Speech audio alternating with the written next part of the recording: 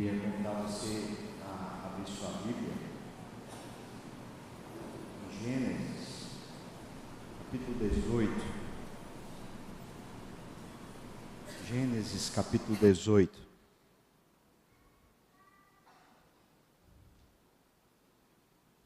A gente vai ler do versículo 16 até o versículo 21. Gênesis 18, do versículo 16 até o versículo 21.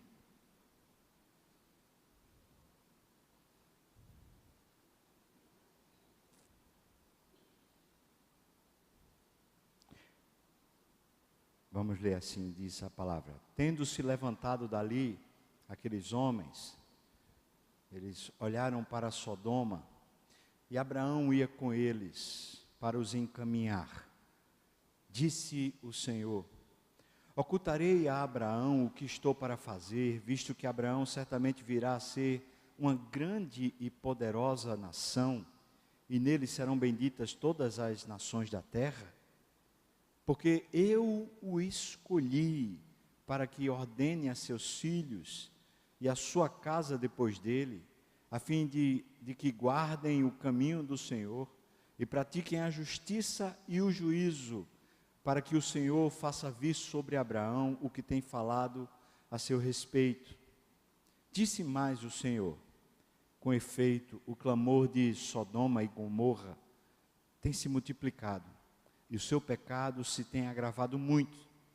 Descerei e verei se de fato o que tem praticado corresponde a esse clamor que é vindo até mim.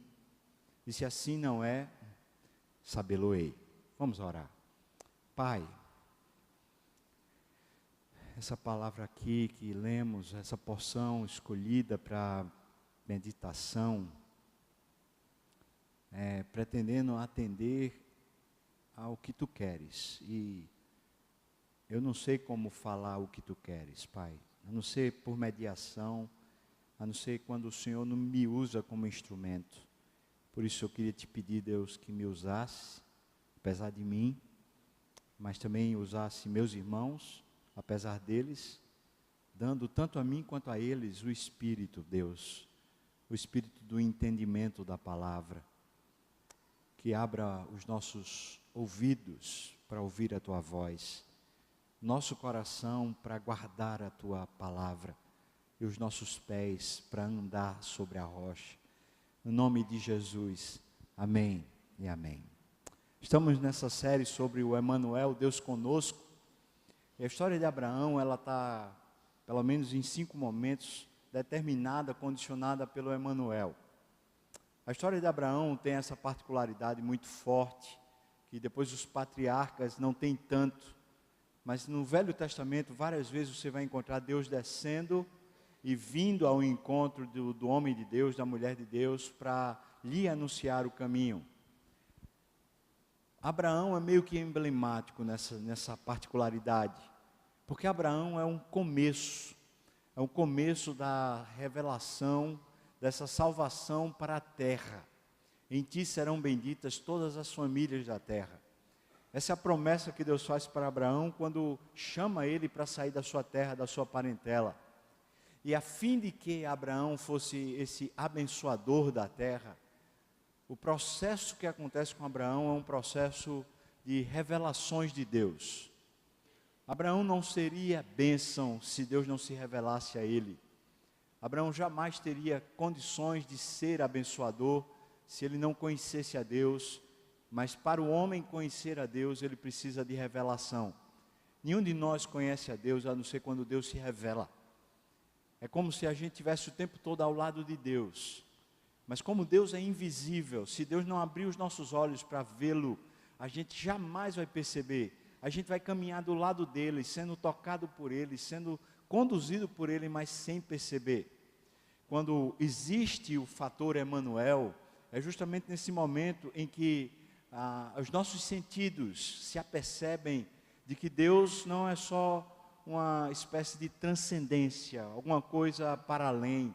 Deus também é aqui, é o Emanuel, é o Deus conosco. Esse Deus presente, Ele é imanente, Ele está de alguma maneira, tocando os sentidos da gente, dia e dia, noite e noite, mesmo nos momentos mais difíceis, até eu diria, nesses momentos mais difíceis, parece que ele se revela ainda mais de forma contundente, mas também nos momentos bons, agradáveis. Está aqui, esse capítulo, ele vem numa história do capítulo 17, quando Deus fala para Abraão circuncidar os seus que fazem parte da sua tenda. E Deus diz para Abraão, olha, eu vou te dar um filho junto com Sara, você e Sara. E diz o texto do capítulo 17 que Abraão ri.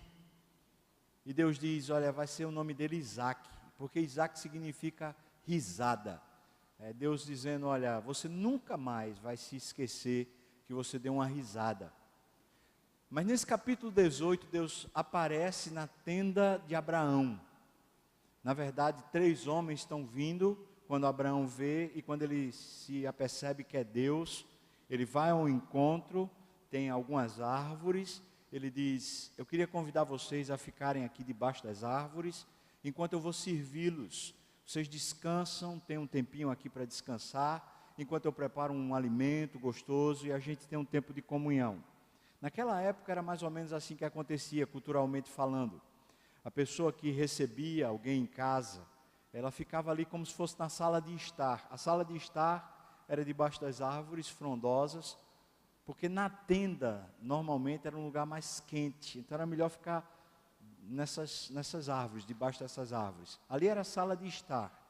E normalmente ele pedia aos criados, e a mulher seria responsável por organizar isso, pedia aos criados que preparassem ali um cozinhado, uma comida. E no caso sempre era assim, matava-se algum animal, se tirava as tripas e tal, tirava o couro, e aí ia cozinhar um animal. Estou só explicando isso para dizer que não se tratava assim de um tempo curto. Alguém que chegava, iria passar ali pelo menos um expediente todo conversando. Esse encontro dos 3 com Abraão durou ali provavelmente um dia. E eles ficaram ali conversando e tratando sobre a vida. Nessa conversa, chega esse momento particular, pouco antes da ida desses homens em direção a Sodoma e Gomorra. Abraão de novo ouve Deus dizendo, olha, daqui a 1 ano eu vou visitar você e você vai ter um filho nascido de Sara. Acontece que Sara ouve da tenda e também ri. Depois ela nega, diz, não ri não, é história, ninguém viu, então eu não ri. Mas aí vem essa parte, tão importante. Esse tipo de conversa que é como se fosse uma janela para a gente olhar para o céu. Deus revelando o coração. Veja de novo, por favor. É tão rico isso. Versículo 17. Disse o Senhor. Ele não disse isso para Abraão, ele disse isso entre si, na Trindade. Ele está conversando consigo mesmo. O Deus triuno está conversando com as outras pessoas da Trindade, o Filho e o Espírito. Então disse o Senhor, versículo 17, ocultarei a Abraão o que estou para fazer? Versículo 18, visto que Abraão certamente virá a ser uma grande e poderosa nação, e nele serão benditas todas as nações da terra. Não é lindo isso, irmãos? Veja Deus como age de forma harmônica.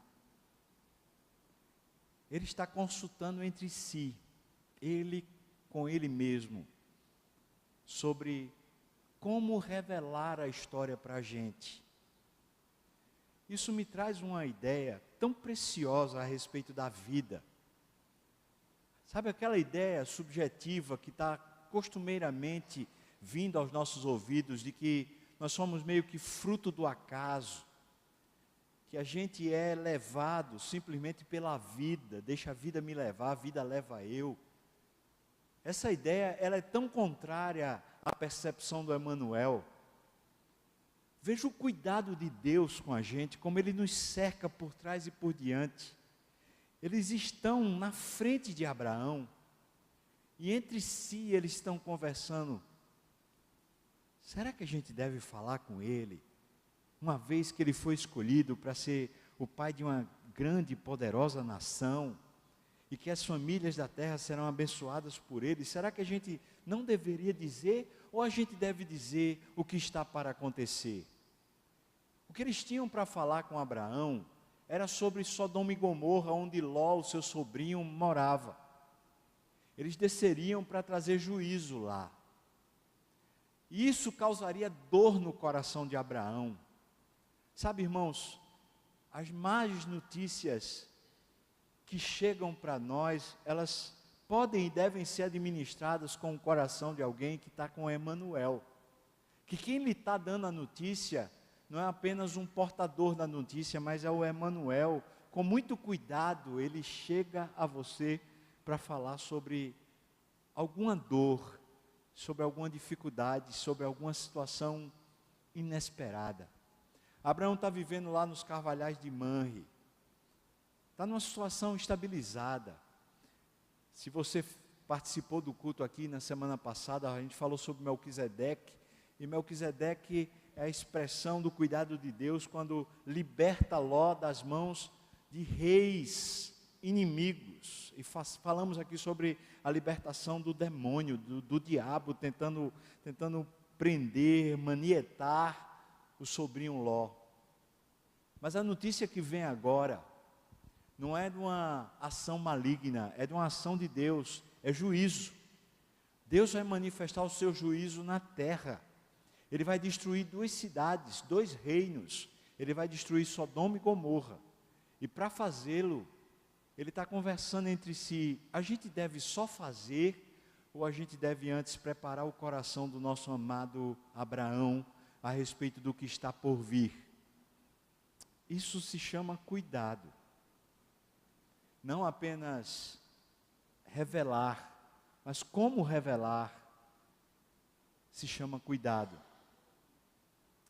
Quando temos a clareza de que o Emanuel é o Deus conosco, que os nossos sentidos e emoções estão tangenciados, tocados pela presença do Senhor, nenhuma má notícia chegou em vão, nenhuma situação difícil chegou sem a mão de Deus. A gente tem um Deus que faz todas as coisas cooperarem para o bem daqueles que amam a Deus, até a má notícia. Essa situação deveria servir e serviria de lição para Abraão. Daqui a pouco eu quero falar sobre essa lição que Abraão vai aprendendo. Mas antes de falar sobre a lição que Abraão vai aprendendo, eu queria perguntar ou falar com você sobre por que Deus deixa o mal acontecer na nossa casa, na nossa história, na nossa família. Já aprendemos, e temos aprendido isso ao longo da nossa vida cristã, que não é o acaso, que não é de qualquer jeito. Existe todo um processo gerenciado pela Santíssima Trindade. E que no dia da calamidade, no dia que as muitas águas querem nos submergir, no dia que vamos passar pelo fogo, Ele antes preparou todo o cenário para que a gente vivesse esse tempo oportuno. Então a gente pode perguntar como Jó perguntou, Jó, não Ló, Jó. Jó, quando os seus amigos diziam para Ló, Ló, você está sofrendo porque você pecou. Então Ló diz assim, não, eu sei a minha integridade diante de Deus, e eu sei o Deus que eu tenho. Existe alguma outra razão pela qual Ele me deixa sofrer? E ele diz assim, mais ou menos assim, eu gostaria era de comparecer perante Ele, diante do Deus Supremo. Eu apresentaria a Ele a minha causa, eu falaria sobre os meus dias, eu contaria sobre a minha integridade, e eu haveria de ver que resposta Ele daria às minhas queixas. Ele seria quem responderia para mim, não vocês, amigos. Eu acho impressionante porque Jó está passando pela maior dor, a dor mais excruciante que um ser humano pode passar. Ele perdeu os filhos. ele perdeu os bens, ele perdeu a saúde. O que é que resta para Jó? A mulher de Jó diz: amaldiçoa Deus e morre, porque não resta mais nada para ti. Ele diz: falas como qualquer louca que não conhece a Deus. A percepção de Jó é de que as coisas não acontecem por acaso, que existem razões, mesmo quando nós não conhecemos as razões. Existem razões em Deus, que são para o nosso bem. E que depois que essas coisas más vierem à tona, depois que as notícias ruins nos cercarem, Deus as usará em nosso benefício. O tempo do desconforto, o tempo da agonia, o tempo do desespero, o tempo que não passa, esse tempo tem propósito, porque ele foi de alguma maneira conversado pela Trindade antes, ele não aconteceu pelo acaso. O seu Deus chamado Emanuel, o Deus que está com você aqui, ele está pronto para passar com você por qualquer situação, ele está pronto para lhe guiar, mesmo que você esteja cego, ele está pronto a pegar você pela mão e dizer qual é o caminho. Eu e você podemos e devemos confiar. Por isso, Romanos 8:28, que diz que todas as coisas cooperam para o bem daqueles que amam a Deus, daqueles que são chamados, são guiados segundo o propósito de Deus. Por isso, eu poderia, de maneira assim, muito simplista, mas com certeza de maneira profunda, dizer para você que o tempo mau, a notícia ruim, o dia da calamidade que chega para a gente, não é o dia de Deus acertar as contas conosco como se Ele tivesse irado, mas é o dia em que Deus nos chama para mais perto, é o dia em que Ele endireita os nossos caminhos de forma amorosa, conduzindo a gente em direção a Ele mesmo. Eu diria que o dia mau é o dia do abraço, é o dia que Deus nos toma no colo e nos encaminha para a vida. É o dia que a gente desperta das nossas próprias fantasias, planos e sonhos, e a gente passa a caminhar numa luz maior do que a nossa própria, a luz de Deus. Mas o texto diz para a gente, veja aí por favor o versículo 19, a fala de Deus com Abraão, como ela é rica. Agora o versículo 19 diz assim, está conversando consigo mesmo, Deus está conversando consigo mesmo, e diz o porquê do dia mau. Ele fala, porque eu escolhi Abraão para que ele ponha ordem. A palavra ordene é para que ele ponha ordem nos seus filhos, a sua geração e a sua casa depois dele. Eu estou fazendo isso agora. Eu estou fazendo essa intervenção em Sodoma e Gomorra e na história lá de Ló, por causa do depois, para que Abraão aprenda a pôr ordem na casa, e não apenas na família imediata, mas na casa que vier depois dele. O aprendizado é maior do que sem a dor. É por causa disso que eu estou fazendo. E veja como seria esse processo no versículo 19, ele diz, a fim de que guardem essa casa, essa família, esse povo que vem de Abraão, guarde o caminho do Senhor e pratiquem a justiça e o juízo, para que o Senhor faça vir sobre Abraão o que tem falado a seu respeito. Agora, eu sei que nem todos nós temos acesso ao original, no hebraico, mas fazendo uma leitura a partir do original, a gente entende mais ou menos assim, o que é que Deus está dizendo. O propósito de Abraão existir, eu, o Senhor, sei.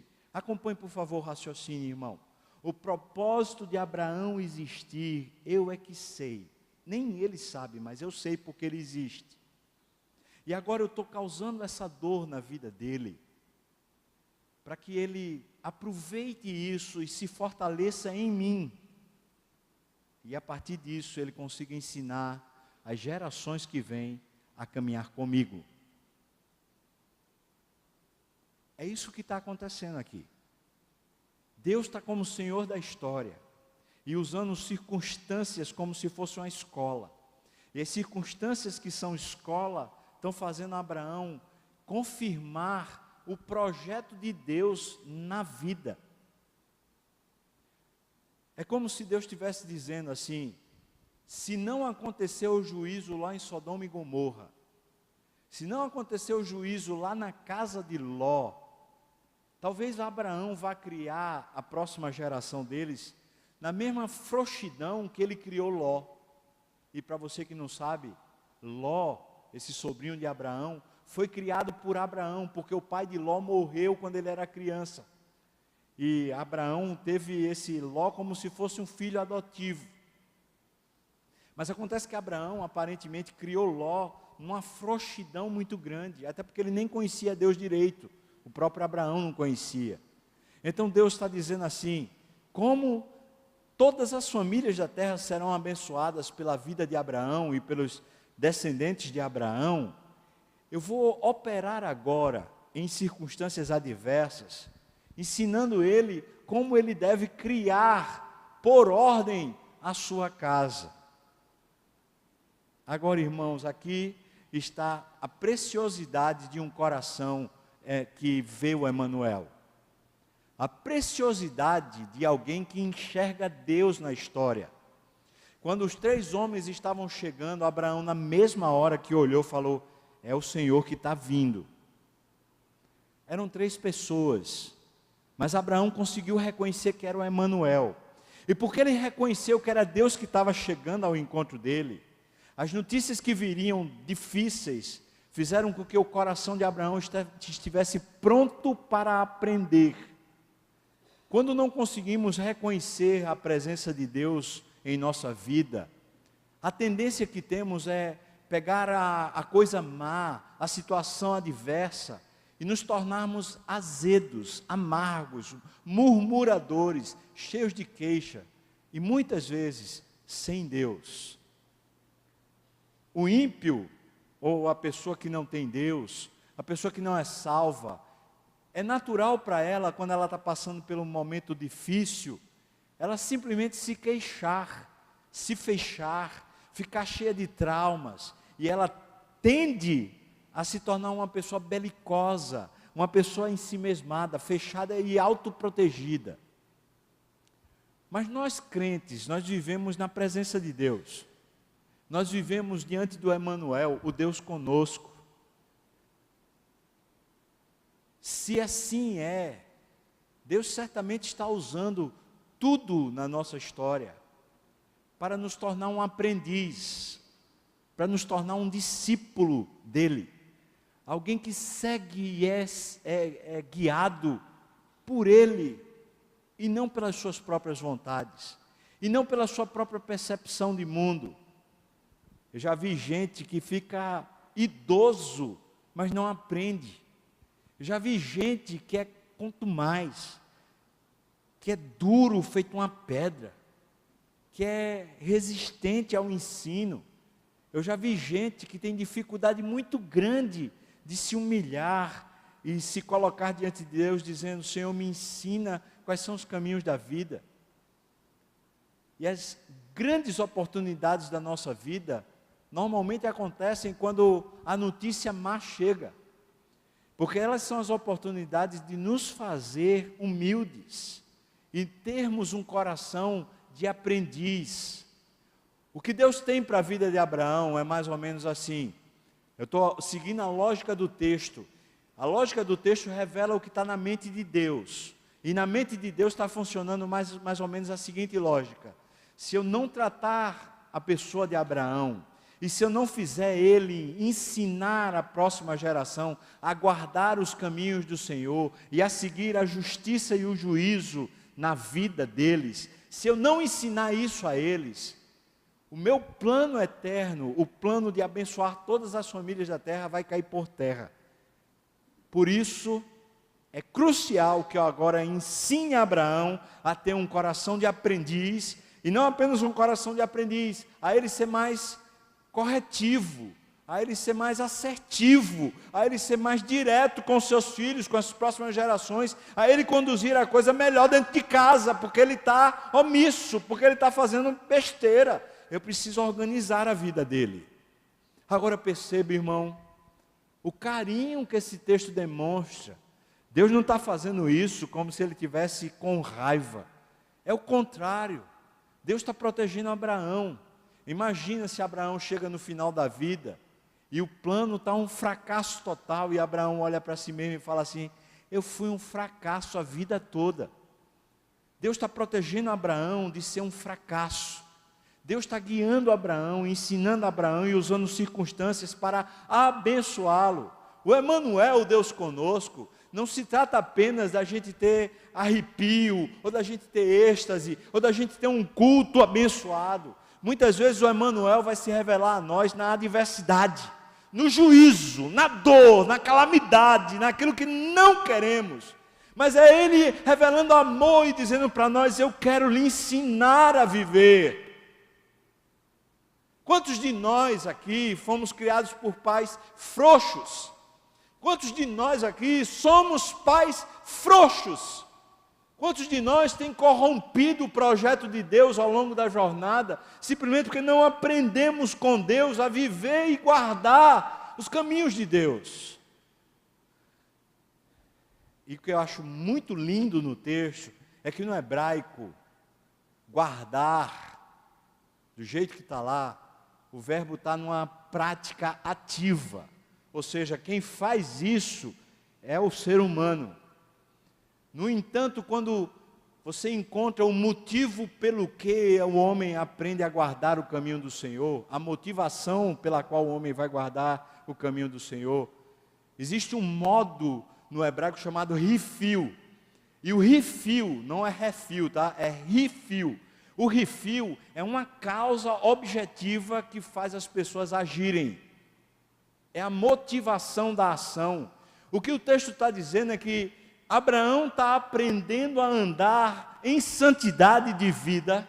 Abraão está aprendendo a praticar a santidade por uma motivação divina, não por uma motivação autoexistente. Não é Abraão dizendo assim: eu preciso ser reto, eu preciso ser honesto, eu preciso ser direito. É Deus conduzindo o coração de Abraão, esse coração de aprendiz, a viver a vida do jeito de Deus e não do jeito próprio. Todos nós temos um legado para a próxima geração, mesmo os que não têm filhos, porque nós nos relacionamos, nós escrevemos, nós fazemos projetos, nós realizamos. Ao longo da vida nós estamos preparando um chão, um piso, um caminho, que pessoas que estão atrás de nós, nos seguindo e nos olhando, elas seguirão atrás de nós. Pais, pessoas que estão casando, pessoas que querem ter família, pessoas que têm a ânsia, o desejo de crescer na história, crescer na vida. Tudo isso é saudável, é abençoador. Acontece que mesmo sem querer, nós já existimos como se fosse com um chip dentro de nós, prontos para fazermos o nosso projeto, a nossa história, a maneira nossa. E junto com esse chip nós carregamos dentro de nós a história da nossa existência.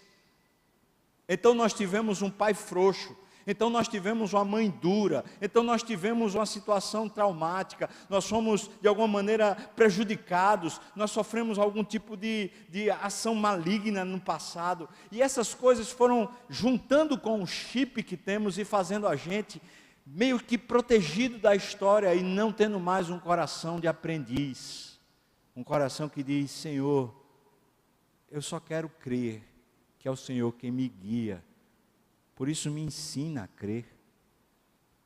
O que essa história revela para nós é que Abraão já fez um bocado de besteira no passado, ele até riu de Deus, ele já teve até um filho bastardo tentando fazer os planos de Deus acontecer.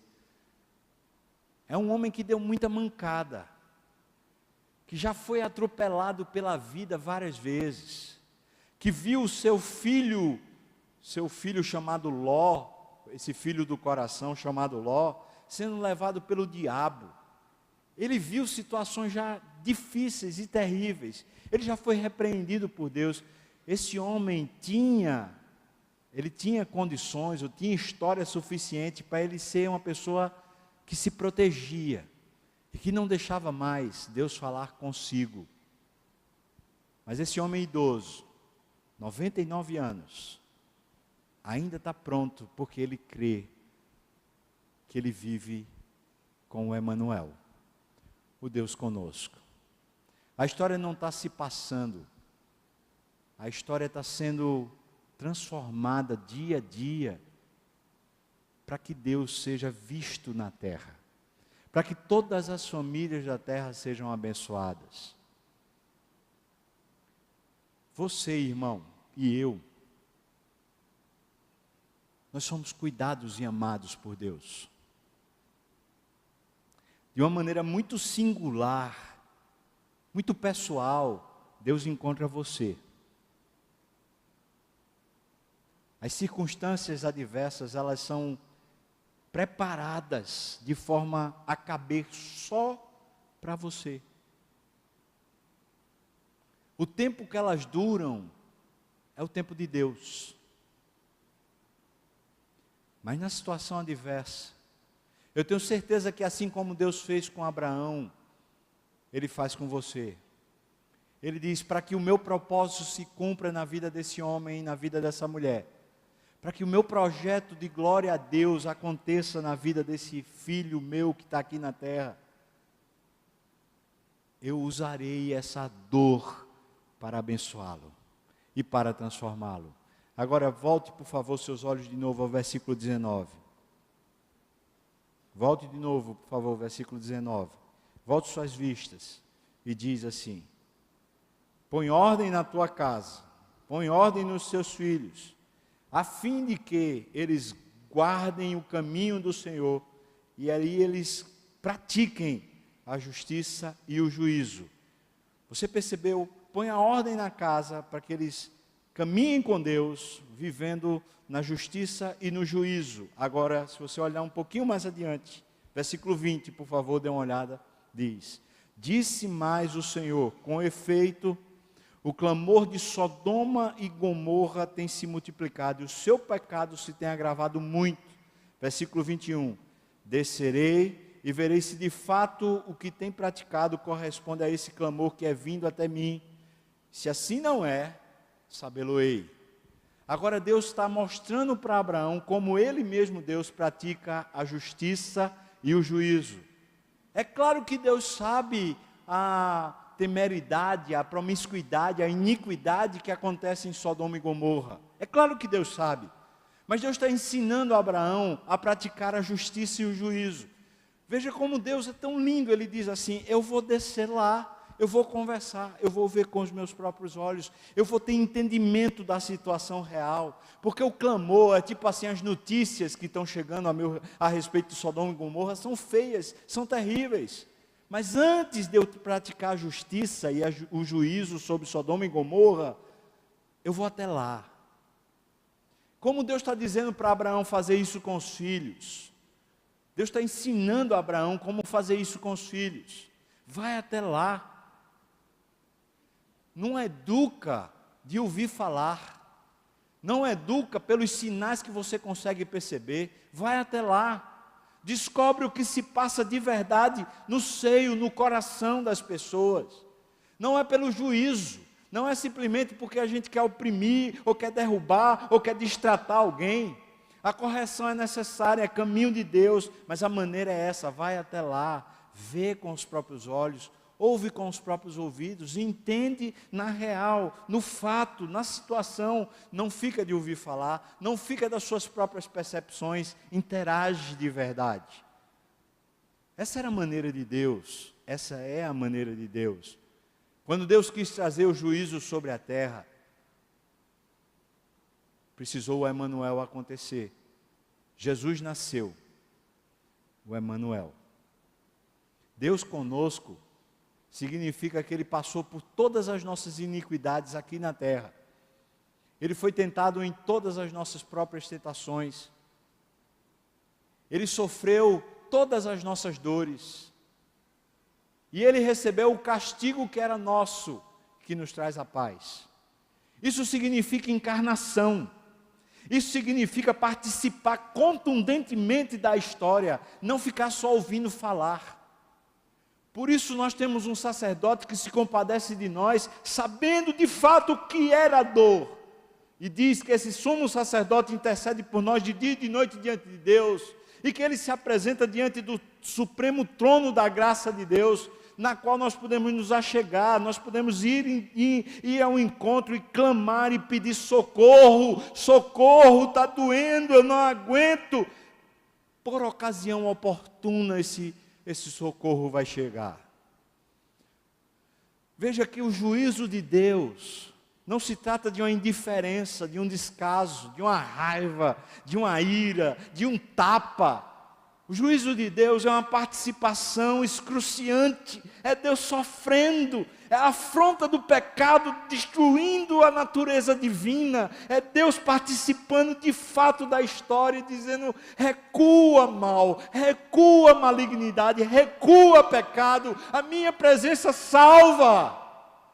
E é por isso que no meio da dor, a tendência que temos, se somos de Deus, é nos humilharmos e dizermos para Deus: ó Deus, que lições, quais são os aprendizados que eu tenho no meio desse naufrágio pessoal, no meio dessa calamidade pessoal, onde o Senhor quer me alcançar, onde o Senhor quer me transformar, ensina-me, Senhor Deus. E a gente pode no meio da dor clamar a Deus, dizendo: socorro, Deus. Eu não sei se eu vou aguentar, eu não sei se eu tenho força suficiente, e socorro vai chegar, porque Deus é fiel.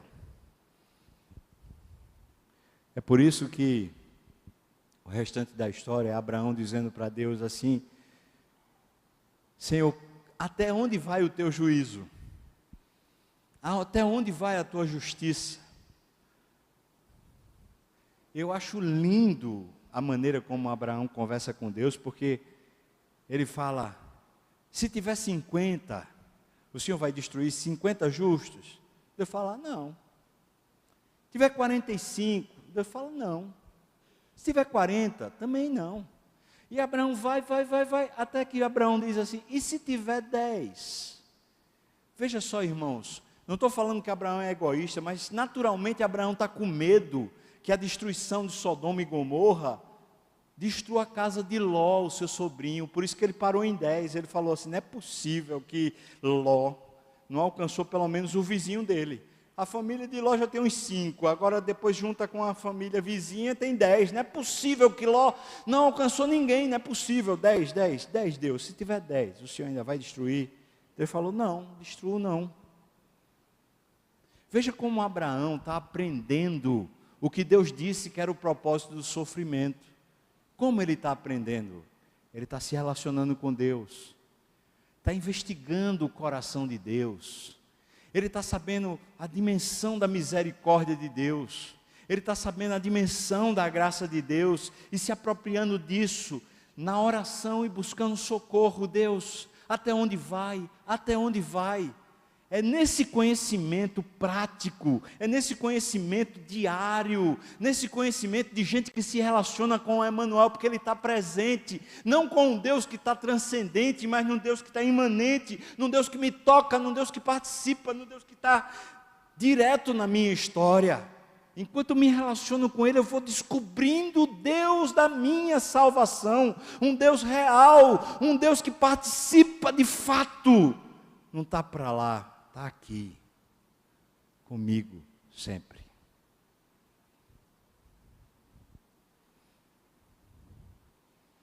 Eu quero concluir esse sermão fazendo um chamado.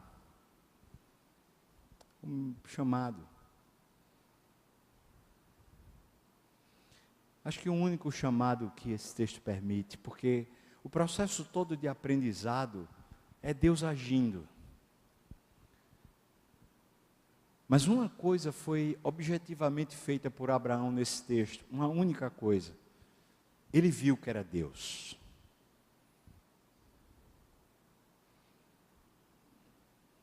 Ele viu, disse: é Deus, é o Senhor que está vindo ao meu encontro. Ele viu que era Deus que ia destruir Sodoma e Gomorra.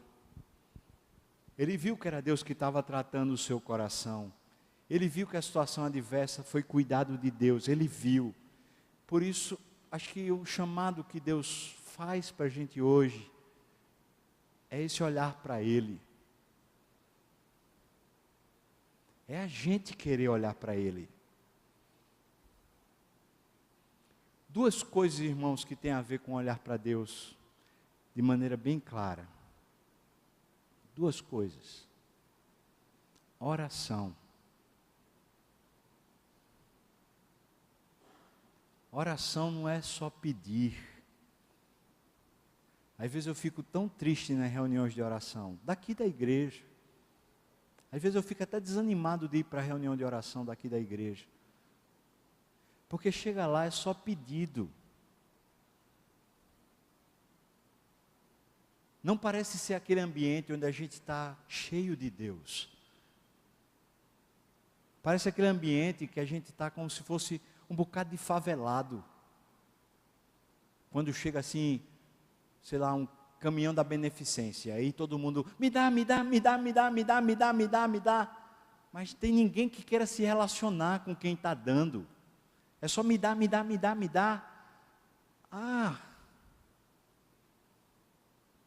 Não. Às vezes no discipulado, reunião do discipulado, a gente fala assim, há motivos de oração, e quase sempre é pedido.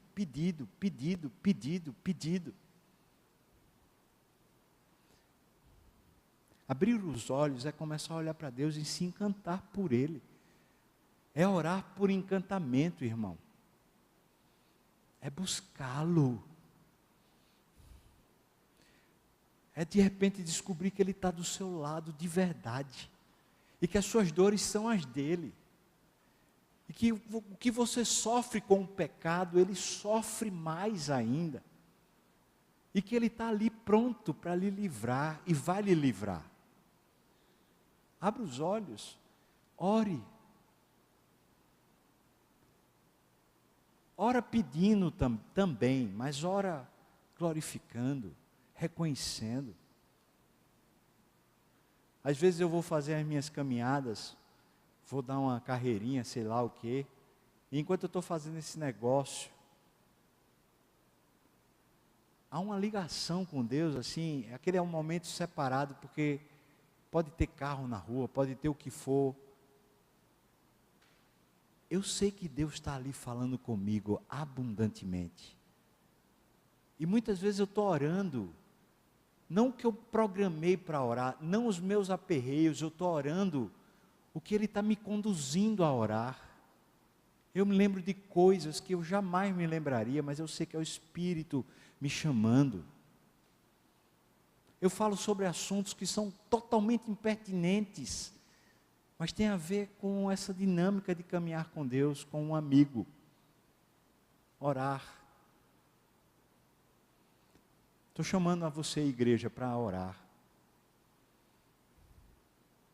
Abrir os olhos é orar. Não só pedir, orar. É de repente ver Deus, se encantar, se maravilhar, ter o coração aquecido, parar de reclamar, parar de tentar dar jeito, parar de você ser a solução, orar, se maravilhar, buscar a face de Deus. Segunda coisa, é ler a Bíblia.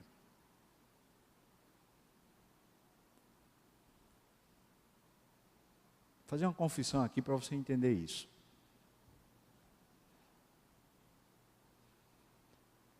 Faz mais ou menos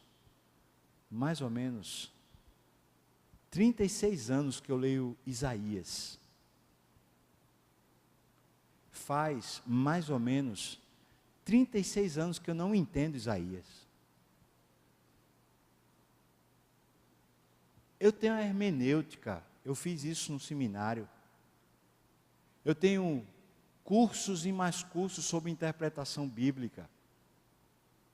Eu tenho condições de ir para o hebraico, eu conheço a estrutura histórica, todo o contexto histórico, eu conheço a teologia de Isaías. Não é falta de conhecimento, não. É que é complicado mesmo.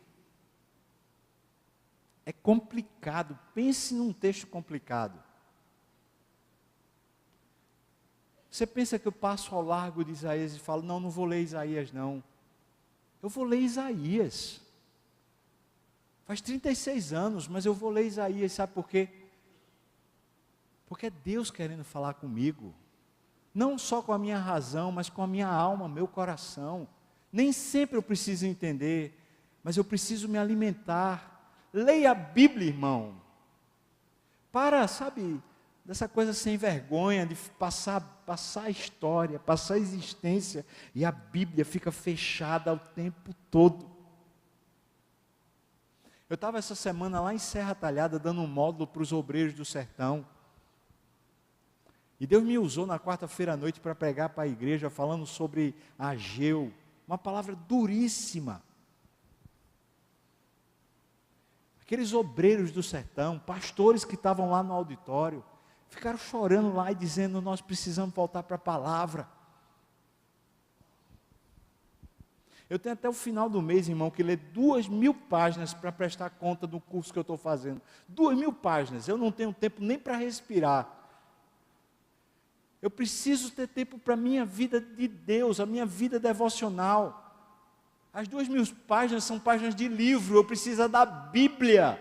E se eu não tenho tempo para a Bíblia, então é melhor que eu nem leia as 2.000 páginas. Porque é falso prestar conta de que eu fiz o trabalho, mas eu não estive com Deus, é falso. É falso bater meta na sua empresa, bater meta no seu trabalho, você concluiu o ano dizendo que fez tudo o que tinha que fazer, se você não viveu para Deus, é falso. É falso se a gente não anda com Ele. A gente cumpriu tarefas,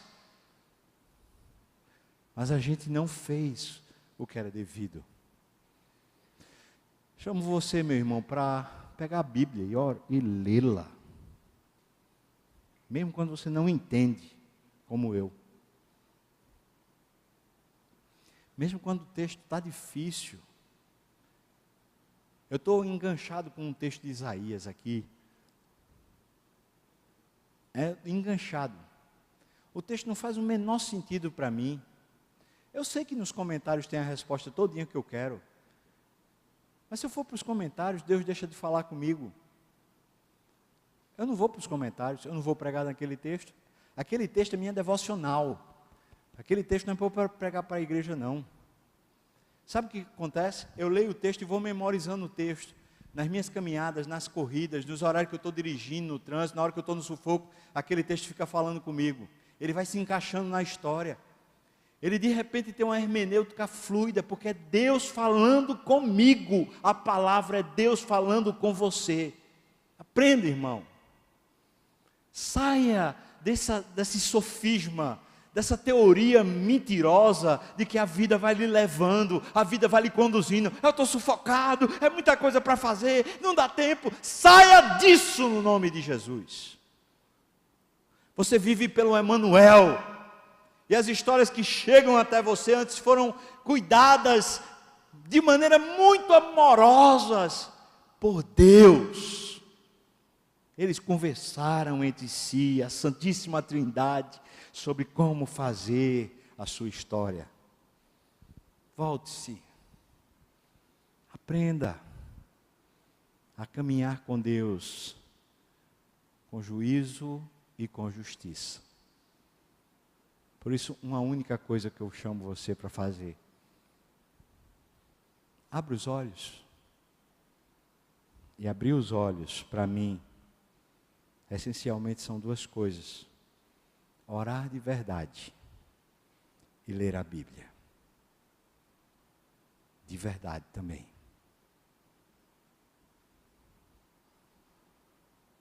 Vamos orar? Você pode fechar os olhos. O pessoal do louvor, se quiser vir para cá, pode vir. E o desafio já está lançado.